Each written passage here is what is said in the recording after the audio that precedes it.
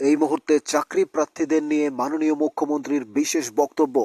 মাননীয় মুখ্যমন্ত্রী ডাক্তার মানিক সাহা চাকরি প্রার্থীদের নিয়ে কি বলেছেন সেই বক্তব্য আমরা আপনাদের শোনাবো। তার আগে নিউজ ত্রিপুরা ওয়ান চ্যানেলটি সাবস্ক্রাইব করুন সমস্ত আপডেট পেতে। ওরা আসছে বাড়ির সামনে ধর্ণা দেয়, কিন্তু ঠিক আছে, ওদের অধিকার আছে, কিন্তু আমি বলবো এই সরকার দরকার পড়ে না। সরকার তাদের কথা চিন্তা সবসময় করে, কারণ এটা একটা সাবজুডিস ম্যাটার একটা কাজে এখানে আমি ইচ্ছে করলেও কিন্তু দিতে পারবো না।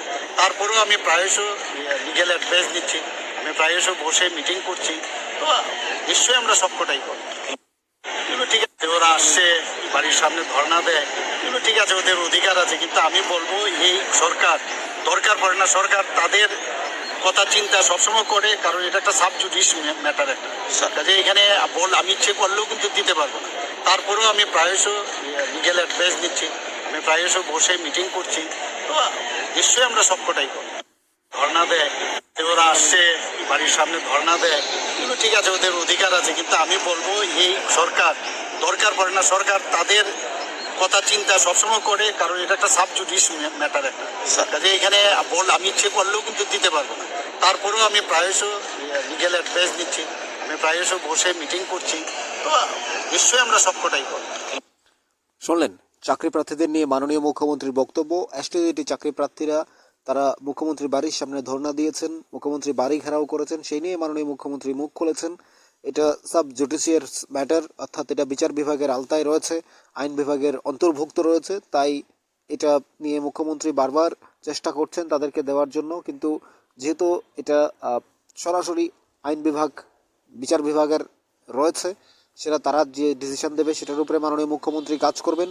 কিন্তু মাননীয় মুখ্যমন্ত্রীর এই বক্তব্য আপনারা স্পষ্টই শুনলেন, তিনি বলেছেন যে মুখ্যমন্ত্রীর বাড়ি ঘেরাও করা বা ধর্নায় বসা এটা তাদের অধিকার আছে, সেটা তারা করছে, কিন্তু মাননীয় মুখ্যমন্ত্রী প্রতিনিয়ত চেষ্টা করছেন, অর্থাৎ সমস্ত দিক দিয়ে মাননীয় মুখ্যমন্ত্রী চেষ্টা করে যাচ্ছেন। মাননীয় মুখ্যমন্ত্রী রাজ্যের বেকারদের সাথে কথা বলছেন, অর্থাৎ আমরা এতটুকুই বলতে পারি মাননীয় মুখ্যমন্ত্রী চাকরি প্রার্থীদের নিয়ে বা বেকারদের নিয়ে তার যে চিন্তা ভাবনা সেটার ফলপ্রসূ হচ্ছে এবং 100% ট্রান্সপারেন্টের বিষয়টা উঠে আসে বারে বারে। অর্থাৎ আমরা যদি বলি যে জেআরবিটি আগামী 5 তারিখ অফার দেবে, এই ইতিমধ্যে সমস্ত সংবাদপত্র থেকে শুরু করে সমস্ত জায়গা আপনারা আপডেট পেয়েছেন।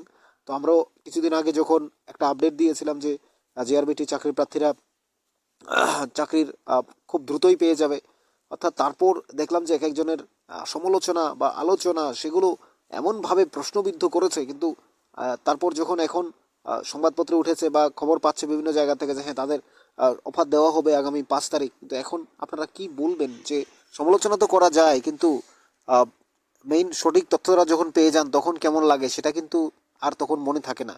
অর্থাৎ যারা সমালোচনা করবে তারা করবে, কিন্তু আমরা তৈরি করি কাদের জন্য?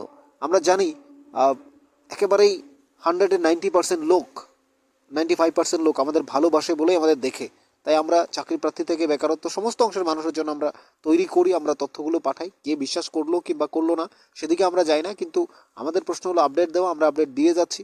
অর্থাৎ সেটা আপনি কিভাবে গ্রহণ করবেন একান্তই আপনার ব্যাপার। কিন্তু আমরা যখন আপলোড করেছি ভিডিও দেখেছি, আমরা 25 জানুয়ারি যখন বলেছি যে আরবিটি খুশির খবর কয়েকদিনের মধ্যে দিয়ে দেবে, তখন খুব একেবারে কমেন্টস বক্সে গিয়ে দেখা যায় যে খুব উলট পালট কমেন্টসগুলো। কিন্তু গতকাল যখন বা আজ যখন সংবাদপত্রে বেরোলো তখন আমরা যে কথাটা বলেছি সেটাই তো সত্যি হলো।